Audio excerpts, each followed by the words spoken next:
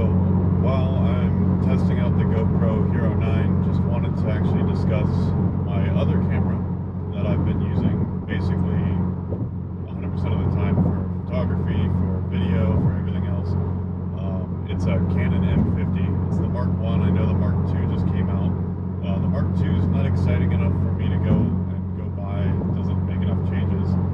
However, I do want to at least, describe my experience with the Canon M50. It's been a really awesome camera for the money, at least the money that I paid. I got it on sale when this whole pandemic started. They were on sale for $350 with a kit lens for a refurbished one directly from Canon. So I thought that was an amazing deal. Couldn't pass it up, and it actually turned out to be a really good deal considering the fact that I can't find one for less than $500 or $600 at the moment, especially not with a kit lens or anything. So that camera has actually served me very well. The 24 megapixel sensor is more than enough for shooting normal, portraits, for doing, street photography, things like that. The only thing that I do wish it had more megapixels for is doing some landscape stuff. So if I'm out, and I want to shoot like a broad landscape, or I want to shoot, stars or anything like that, I do wish it had a little bit higher resolution. I also do wish it was full frame, which of course in that small package it's never going to be full frame, but for the money now, I feel like there are some full frame options that you can get used. You can start getting into like Canon RP for what you're going to be spending on a M50, especially M50 Mark II. You can spend a couple $100 more and go with a Canon RP. That would be a decent option, but really the M50 is great. The only thing that I bought it for that I really thought that it was going to be decent at, but it ended up being quite terrible at, was 4K video. So it has an additional 1.7 times crop in 4K that I didn't think was going to be a big deal. I just was like, I'm going to go shoot videos, what's a little bit of crop, it doesn't make any difference, but it makes a huge difference. When I'm shooting, in 1080p, I could use a 10mm lens that I have, which would be the equivalent of about 16 on a full frame with the aps-c crop, and that's really wide. That's wide enough to vlog with multiple people. That's, you can get an entire room in a 10mm shot. Or if I'm just shooting for myself, I actually have the Sigma 16mm 1.4, and that's an awesome lens. I love that thing. However, none of those lenses are quite wide enough to actually behave well when I'm shooting in 4K. The 10mm is close. It's getting there, but it's not the sharpest. It doesn't have a very wide aperture, and it's not something that I, feel comfortable with. So what I was looking at was going with the Canon M6 Mark II. That shoots, full sensor 4K, which is still aps-c. So if you're shooting a 10mm lens, it's still going to be the equivalent of about 16mm.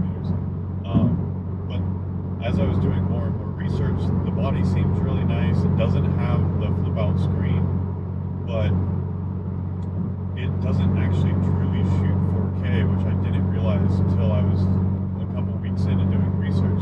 It's kind of more of a upscaled 1080p, and you can see it when you're comparing video from like the A6600 or any of the other Sony cameras, and that's kind of disappointing. So then I kind of went down the path and I was looking at some of the new stuff that just came out, like going with R6, R5, A7S3, or even going back to something older like an A7 III, or even Fujifilm. Fuji has the new XS10 that is actually kind of an awesome camera. My main complaint about the M50 when I first got it was that the actual grip wasn't deep enough, and the camera was too small to even be useful as far as like handheld photography. So I had to add a small rig to it. And the XS10 seems to have a deeper grip. It's something that I can actually be comfortable with. But then why don't you just go up to the XT4 and you get better IBIS, you get 10-bit internal, you get all sorts of other features, but then you're at $1,700. Then stuck. So my main focus hasn't really been video work quite as much as photography. So I've been really starting to try to look at something that I can replace my M50 with. And today I went and held a R6, an R5, an RP, and R. And the only reason why I want to stick with Canon is I have a bunch of EF lenses that I have adapters for my EFM mount. And that's what really, like, I think sticks people into their camera community, I guess, or their brand that they stick with, is because now I have, 20, maybe more lenses that all are for Canon products. And if I switch over to Fuji, those are almost useless. If I switch over to Sony, they're basically useless. The autofocus won't work right. Might as well get native Sony lenses.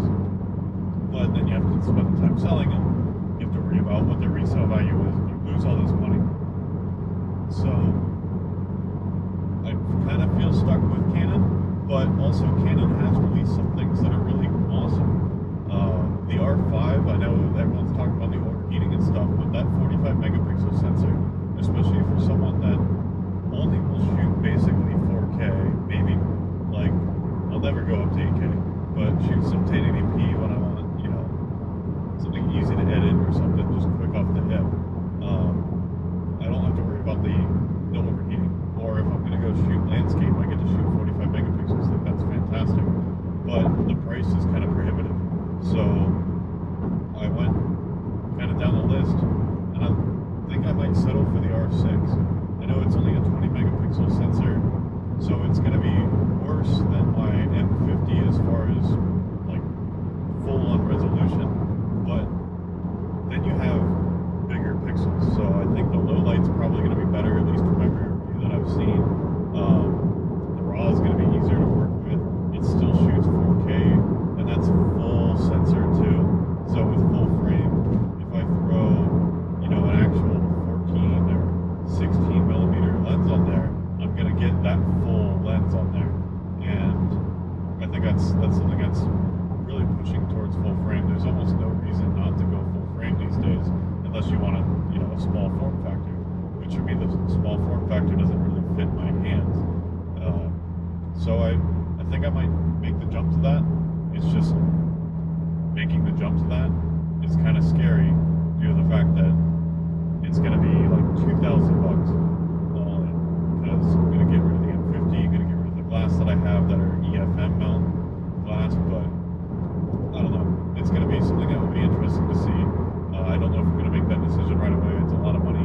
I do plan on getting an iPhone 12 Pro Max because I want the in-body stabilization on that as well. So yeah, just kind of a little bit of a rant about my M50, what I'm thinking about gear.